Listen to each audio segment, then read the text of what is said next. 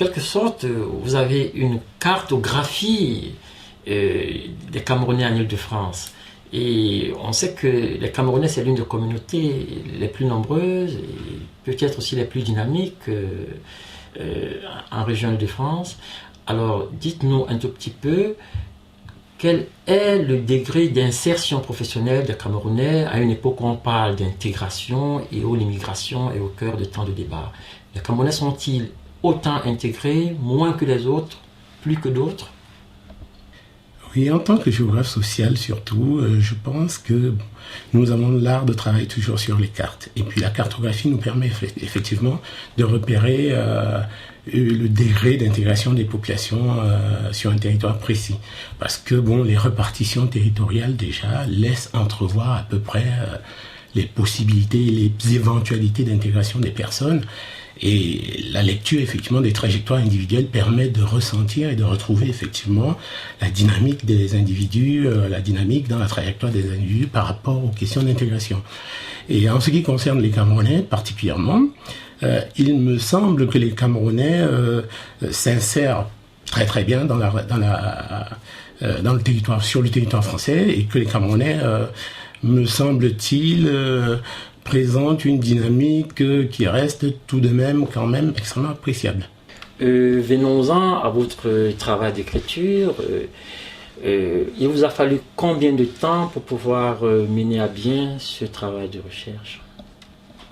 Ce travail, en fait, il est un peu difficile de déterminer le temps exact qu'il a fallu pour faire ce travail.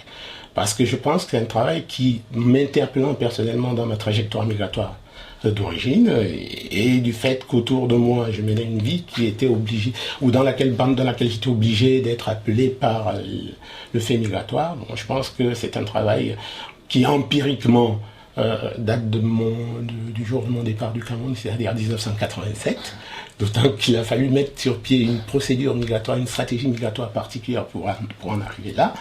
Et quand il s'agit effectivement du travail technique lui-même, c'est-à-dire du travail académique lui-même, il a fallu à peu près 5 ans pour le faire. Et pendant les 5 années qui partent de 2001 à 2006, il a fallu battre complètement le terrain et faire un travail de fond avec les techniques géographiques et les techniques sociologiques, les matières académiques j'entends, pour pouvoir mener ce travail à bout. Vous avez travaillé sur les associations camerounaises en Île-de-France. Pouvez-vous nous dire si ces associations, que l'on voit souvent regroupées par affinité ethnique et tribale, ont des dynamiques qui dépassent la tribu et l'ethnie et qui leur permettent de se positionner comme de véritables acteurs du co-développement? Et en effet, le co-développement constitue actuellement un champ d'investigation extrêmement intense où on a diverses énergies qui rentrent en compte.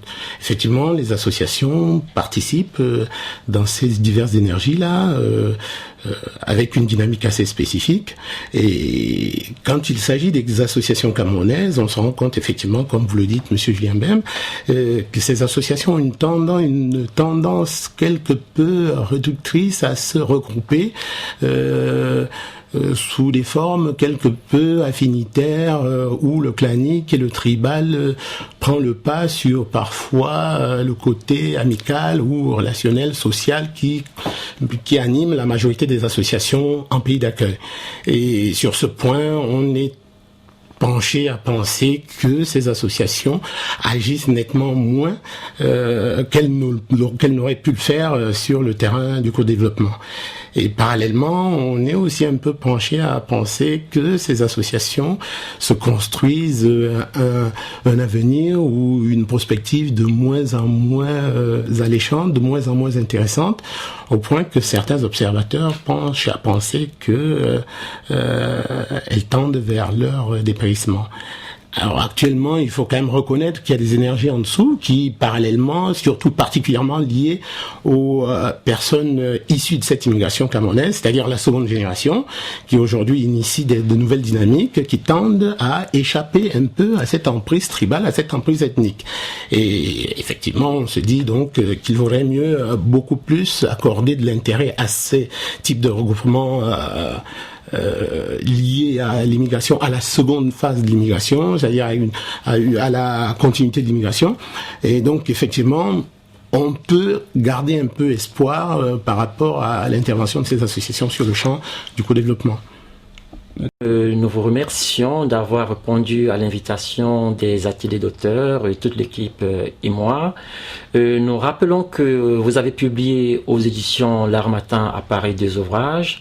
Le premier camerounais en Île-de-France et le second mouvement associatif de la diaspora camerounaise.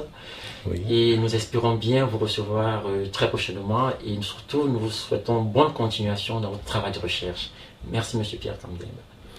Je vous remercie tout aussi pour les encouragements que vous me faites. Et vous savez, ça me va droit au cœur. Et je pense que c'est des attentes que vous suscitez à mon endroit et je pense que je n'y ferai rien point. Merci. Au revoir.